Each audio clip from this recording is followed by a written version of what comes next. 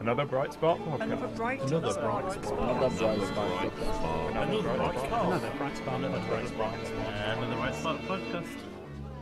Welcome to the podcast. We have with us another bright spark. Greg Hancock, welcome to the show. Thank you very much. The show, it gives it pretensions above itself. Maybe welcome to the podcast. You're going to be our CRM expert today. We want to talk about all things CRM. Mm-hmm. You've had a long career with IBM, worked at Microsoft. You've consulted lots of CRM implementations. I have. A lot of CRM implementations don't go as planned. I think I read somewhere sometimes up to 70% don't fit all business needs. I just wanted to start off by saying, why is that? What are the big failure points when it comes to CRM implementation? Really interesting. That's exactly what I've built my entire business around. So perfect question. I think that's a Gartner or a Forrester stat that you've pulled out there. There's a lot of things, and what we talk about is releasing the value out of the system, and really it's whether clients and customers can really get that value at the end thing. And there's the one way of looking at it, that the users aren't happy and we hate this system and all the rest of it. You get a lot of founder syndrome, don't you? It's like, we're used to working in Excel. We like this program. It's always how we've wanted to do it. I love Excel because you just break it however you want to work it, right? Yeah. But once you start adding that control, so the question is, does the business get value out of it? Not just do the users get the happiness out of using it? Because quite often they're very happy using Excel. So that it's identifying the value and then seeing it released. But there's a lot of reasons why projects fail, and whether the question is, have they failed? So have they released value or not? And are the users happy? Is two separate things. Do you think there's an argument there? Then you say, does it hit the value that when you start a CRM implementation, you should have some KPIs for that? Absolutely, yeah, exactly. So when I was at Microsoft, the big thing was business value assessments. You identify where the values can be, and you drive that through, and that's what we sold off of. Basically, we're gonna provide this value to you. The biggest problem in terms of releasing that value is a broken supply chain all the way along. So Microsoft as a vendor, so a fantastic product. It is a fantastic product. Paid my mortgage for 20 years, so I'm very happy about it. You very have a soft spot in your heart for that CRM. Yeah. Is it Salesforce or? So Microsoft Dynamics. CRM. It's a slightly broken food chain or supply chain. So Microsoft will sell a fantastic product if you're engaged with them in that sales cycle and you buy that SaaS product, and that then gets handed over to a delivery partner, and they may not be hand in hand in that approach. There may not be a handover. There may be a fantastic demo that shows a bunch of functionality that the partner's never even seen themselves, and then they've got to go through the discovery approach again. What do you need it for? And then they do the old plumber routine of, well, that's going to be expensive. Well, that doesn't quite work, or Microsoft have told you that and it's not released yet, and all that kind of stuff. And neither are wrong. It's just a slightly broken process, and then they go into an implementation cycle, which is a bell curve of nightmare halfway right in the middle. Always guarantee that you're all going to fall out. Right, no one's happy. But everyone goes in it thinking it's going to be roses and dancing through the forest hand in hand, when reality is there's going to be sticky points and decisions and extra costs and all that kind of stuff in. And we're talking large implementations, small kind of out of the box stuff is easy. And it's how you get through that, and then how you focus to a go live. And the other part of that is equally where the sort of line between delivery partner and client responsibilities. Yeah. So for example, I've written contracts myself where you've put the client is responsible for their data and their data migration. Yeah. The client's like, just sign the contract. But they have no idea potentially how to do that. Not a clue. Yeah. And then they come to do an export from their legacy system. The company that owns that legacy system, well, we're not helping you. Because you're leaving us, why would we put time and effort and budget into it? Yeah, of course. They get a huge encrypted load of data, put it in the cloud, can't move it anywhere, can't do anything, can't clean it, don't know how to get it into the CRM system. But the partner's going, well, we can help you with that, but that's going to cost, and that was your responsibility. Oh, by the way, we're now late. There's all these we need to budget in more time and effort, and exactly. And these little sticking points that you may not see coming down track. So I've developed a program to kind of do an assessment and then an alignment of that to kind of preempt all this stuff, which is what I'm working with my clients on right now. Have you ever been guilty? You're probably going to say no. So one of the organisations I worked with was a large SaaS NFP CRM system. I'm actually still really good friends with the guy who developed it for I think it's like 25 years now. His biggest bone of contention was always the sales team would go out, sell the product, and at the time they'd be like, "Oh, is it cloud based?" And they'd just be like, "Yes," when actually it wasn't. Or "Oh, can it take donations?" Yes, when it isn't. Much experience of sales do that? Yeah, huge. No, I mean it's the present company excluded, obviously. I mean the things I talk about are just one of the issues, but the handover between sales and delivery in a delivery partner is absolutely key and always slightly challenging. I won't say flawed, but it's challenging. So you send in the best guy, the pre-sales consultant who sells the product and the dream, and then they slowly or quickly disappear into the background, and you bring in the delivery guys who weren't present for that sale, and they're going, "What do you mean we're integrating with the air conditioning system? Where does that fit in?" That really came up. Yeah. Wow. So yes, that happens a lot, but not all partners are guilty of that. No, some have got it. I've worked with ones who've got it, very locked down, and that if you've got a good pre-sales team and they do that gradual handover and you call them the engagement team, they then get through that. But it is a key thing. Yeah, I think again, you're talking about KPIs and expectations. You have a KPI for what the system has to deliver, and that has to be tracked along the way. Then it should be a fairly smooth ride. We were talking about people of Excel and trying to get founder syndrome out the way, and people don't want to move. Yeah. What can businesses do to encourage early adaptation? What do people need to do on both sides to bring the people along? You got to get them on the bus early, really. So currently I'm doing exactly that. We're 2 months before the discovery period, so we haven't kicked the project off right now. We're setting up demo environments, and we've got a communication and change plan that goes along with that to make sure those key stakeholders are fully engaged from day one. Identifying the product owner is absolutely key. So you've got that decision maker, but also that person that takes decisions to the key steering group, etc. So you've got to get that team structure right. You've got to get the key individuals right, and you need to get them on the bus early and get them that visibility. The worst thing is you've got somebody at the back going, "Well, I've not even seen the system. They've been talking about it for months, and when's that coming live?" And all the rest of it. And get them engaged early, as you just said, because otherwise they're just sat there. They're going to be more arms folded and I'm not interested in this. Yeah, and then suddenly you sort of dump it on them on Go Live, and they say, "Well, this is terrible. I'm not. Where's my Excel spreadsheet?" And they will secretly do that under the desk. Right. So get them on board early.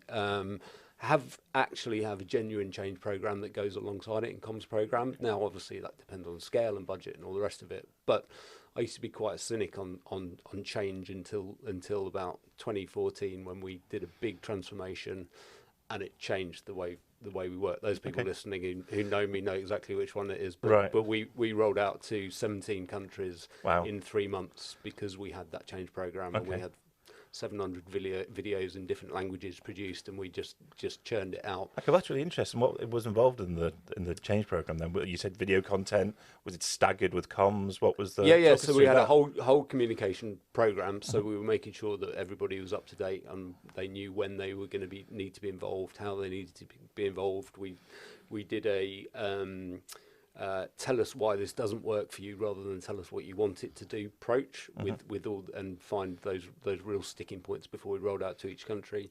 And we had a whole host of videos leading on, almost like a selling promo video and training videos as well, which were integrated in the learning management system. So really robust. It was really good. But they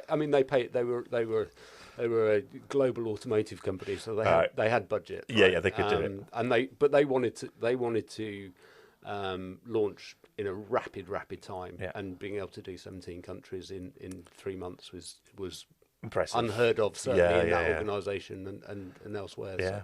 So, it was good. Wow, fantastic. talking about large organisations, I was having a chat with our producer Mark just before. He's at the stage where his business is looking at CRM. The sales team have started to say, we could do something to start building a pipeline. They've got clients coming in, relationship management tool. Where is that cutoff of going from your Excels, your independent SaaS for finance, your SaaS for HR management? Is there a distinct cutoff where you go, you know what, this needs to be an all-in-one? Is it a gradual process in your experience? In terms of an organisation growing into having is it a financial thing? Is it a size of team? Is it size of departments? I think if you've got a sales team, you need a CRM system. Really, I'm a small business. There's currently 2 of us.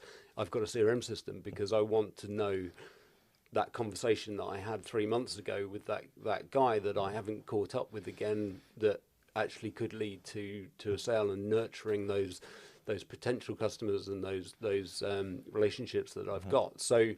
And the way the tools are designed, so integrated, certainly see Microsoft products, so integrated in your day-to-day in Outlook and all the rest of it. Keeping track of that is key. So I would say from day one, if you've got a sales engagement, have a CRM system of some description, and maintain it, and make sure that you keep it up to date and maintain it. There are obviously enterprise level, and then there's cheaper, free HubSpot, all those other ones that we talked about in the beginning. So you make your decision on where you want to go. But I wouldn't have a sales team without it. Yeah. Would you recommend, because obviously there is an entry-level free HubSpot, there are other CRMs available. Would you encourage sticking to one, or when you get bigger to migrate over or grow with a platform? The reason I ask is that when it comes to things like data and your information, doing that yourself and crossing it over, putting in dirty data into a new CRM, and it can be quite painful. I mean, this is the business that you're in. Yeah. Is it better to grow with one system, or does it really depend on how the business is changing? Because it's a painful cost as well as time and.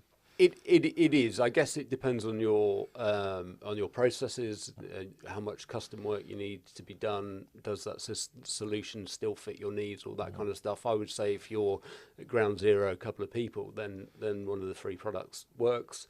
I have a good friend of mine who's CEO of an events business, and he's very happy with HubSpot, and it works for him. And he's got a significant business selling event spaces. So those products do scale. But if you want enterprise level or that kind of top tier level, you're looking at Salesforce or Dynamics really, and you can look at any Gartner or Forrester box, and they're always in the top right hand corner. And then you start looking at how does it integrate with the rest of the business, and particularly if you're integrating with a finance system or you've got other data sources and all the rest of it, that's where you need a robust integrated tool. You want it within your cloud, not to then be creating security risks by making connectors and all the rest of it, which you can do, but you start to look at, actually, can I have it all in one single place, really? Going back to your Microsoft, you were Microsoft for around about 2 years, IBM before that for 6 years. Yep. What was it like working in a huge organization like this? I never thought I would work in an organization of that scale. I always sort of started out wanting to be integral in the business and have the ear of the MD and all that kind of stuff, and hands down, ground floor. And the first organization when I got into CRM, I remember fixing the toilet door because the handle was broken. That's what you do. Exactly. And just somehow found myself making some steps that ended up me going to IBM, and it was a bit like, wow, this is the thing, right? I've made it. Big fish, small pond. Same size fish, much bigger pond. But the thing that I really liked about that size of organisation is always someone you can go to for help. There's always somebody that knows something that you don't know, and the opportunity for growth in that organisation is bigger. So I reached a bit of a ceiling in previous smaller organisations. You're not going to wait for the delivery director to retire or worse. There's plenty of poaching opportunities growing. Where do you go in terms of getting, or you make that leap from company to company? Within an organisation like IBM, you can choose a channel and you can grow. And that's how I ended up becoming kind of UK practice lead for IBM, because, I was able to work the system, I guess, to a degree. Do you prefer it now to you sort of in control of your own destiny? Or do you miss anything from the IBM days, Microsoft days? What's the balance? I guess I've come to a point in my career when I need that independence, and I'm now sort of not looking to go back into corporate. I actually that experience really carries me when I'm dealing with enterprise organisations, because I can see the politics and the way they work. But right now, very, very happy to be working independently, and every day I wake up excited. Whereas you end up going through the motions a bit when you're just taking a salary. No, absolutely, can see that completely. Last couple of podcasts, AI has come up quite a bit. It's buzzword of the day. We've got it in. We talked about it in marketing. We talked about it in engineering, coding. Yep. Most new laptops now are coming with an AI assistant button. Yep. How is AI enhancing CRM experiences? How are you utilising it? I mean, it's massive, really. So you look at Microsoft's investment in AI is absolutely huge. The whole Copilot suite, should we call it, spans right the way across CRM, low code, all of their products, and it's integrally baked into that product. And I use it myself. I eat my own dog food, so to speak, or what the nicer term is. You can run with that one. It's absolutely fine. We all know what it means. I know, but it's absolutely integral, and the thing that it does is it lifts that usage. So we talked about failed CRM implementations. Well, a lot of the failure is because people don't use them or don't want to use them. It becomes an admin chore rather than something that's really driving the business. And you've got to get that balance right. You have to learn how to use it. You have to move away from an old one. There's a whole exactly. It comes across as a challenge. I'm a sales guy that likes to use a file effects, right? And you're asking me to update that phone call that I had with my mate who's been buying for me to 20 years. But I'm the same. I'm Notepad for marketing, and but you've got to put it in. Exactly. But the thing that Copilot and other AI solutions add to it is it just makes it so simple, and it at the first level, being able to just read a summary of that account, for example, what they've bought, what their cases are in service, just see that straight in the page, and be able to write an email and get the Copilot solution to reword it for you, and say it just saves so much time on that basis. And that's the kind of ground level of that baked within Microsoft. It's an assistant thing rather than a decision making thing. It's enabling you to save time, make appointments. You can talk to it rather than sort of typing stuff out. So it's a time saver. Precisely. And the amount of times over the years we can you create us a report that gives us a full summary of that account and email it to me or whatever. We don't need that anymore. You just go, tell me about account XYZ Limited, and it pulls up the full history in a nice succinct way with numbers, with whatever, and you can query it and you can chat to it and get that's incredible for what it does. The next level, which is agents, which is Microsoft's big play, and that is automation using AI. So being able to automate customer complaints, automate service in any way, and just take that, or any of those complex processes, you just take the AI, do the heavy lifting. So you get a number of customer complaints, and what the AI just responds to them through sort of natural decision trees, or exactly, and you essentially teach it to take through that decision tree. If it needs to reach out to a different individual in the business, then it will. And it rather than it being a business process that a person has to do, you can get the AI to do the heavy lifting. Sorry, I'm laughing because I just had in my mind, because we've done a lot of decision tree stuff at the minute, but in terms of customer complaints, it's like, this guy's pretty fiery, so he needs to go to this department. This guy seems a little less fiery, shouldn't have about that, but literally that's what they're doing. That's baked in now into CRM.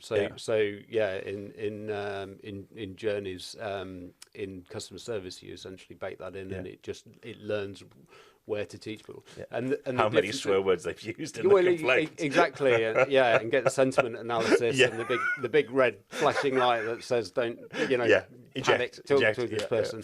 But rather than decision trees, which is the old way of doing it, you've got an AI that's with intelligent enough to understand, in this scenario, it needs to do this, or in this scenario. And we did, when I was at KPMG recently, we did a lot of work in the banking industry, looking at how we can manage complaints better. So in this scenario, when this person's complaining about this, come back with an automated response that says, actually, if you upgrade your account, then you can negate these charges and things like that. So decisions based on cognitive understanding of what they're asking for, what the bank account says, and pulling all that in and making a decision. I mean, that was really trying to stretch the capabilities of the software at that time, without going too much into true building. But I mean, that's just become baked in. That's incredible. These days. Yeah, It because really I mean, I say decision trees are very much like an A/B sort of response, but with the AI, it's a lot more, you say, nuanced. It's like, okay, here's several more scenarios that you can go through and then wind up and go backwards and forwards. Yeah, because it's still a referencing tool, isn't it? It's not actually an intelligence, as you'd say, a human intelligence. It's just referencing hundreds of thousands of previous experiences and coming up with the solution. Data's got to be good in the first place. And I do think in the world that we're in now with AI being baked into these products, you've still got to deliver the product well. You've got to deliver a CRM solution well. You've got to get your data right. You've got to get it.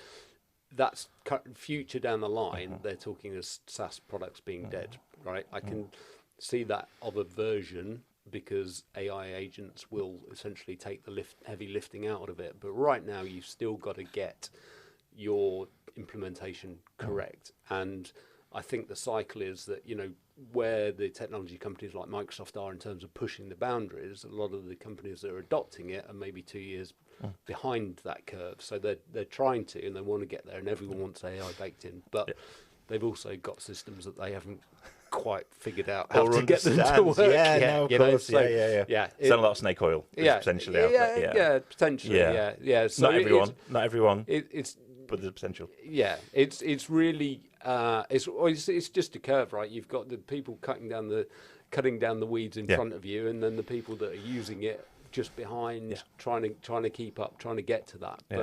But they've got to get the foundations right, and if you don't, and it's people and it's data and it's all of those things that we talked about right at the beginning, they've got to be right. But you're right, if they reference it, it's a referencing tool. The more they use it, the more examples they have, the better it's going to get. So it's just, there are going to be road bumps, but continuity is the key. Yeah, I mean, there's examples where we needed to use AI to query some very big and multiple heavyweight documents, as a knowledge base, almost contracts and that sort of thing.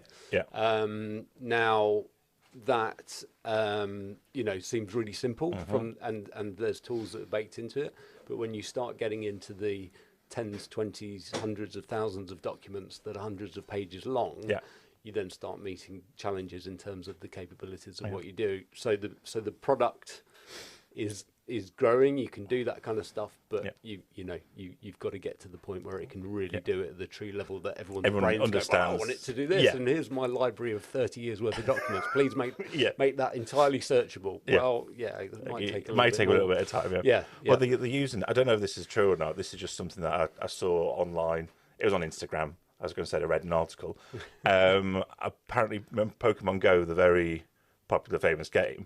They actually use that to track GPS locations. And if there was an area that the company didn't have, they would create a new Pokemon to be there, so people go and find it all the time. They're registering their GPS. Right. Don't know if that's true or not. I don't know if I should have mentioned it on a business podcast, but I just find that absolutely fascinating. Because the Captcha forms with the text was a way of AI or computers to read, to document historic text. So they get enough people to go, oh, that looks like an I, that looks like a T, that looks like an E. And with all that information combined, they could, start to digitize a lot of historic text that was handwritten. By the sounds of it, they're doing the same gamification in order for GPS, but it's getting that data in, isn't it? It's sort of feeding the machine all the information. So it just gets better and better at learning it. Exactly. I mean, the current models are all trained on the internet, which is historic data.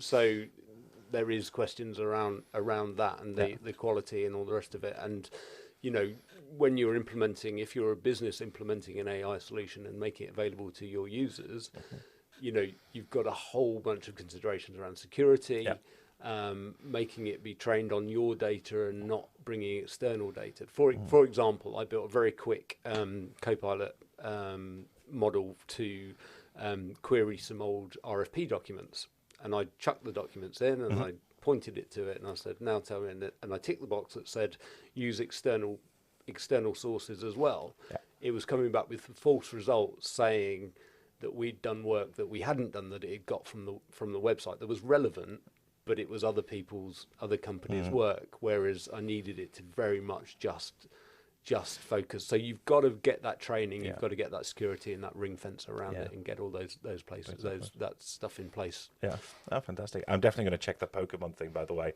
and put the description underneath if it's true or not.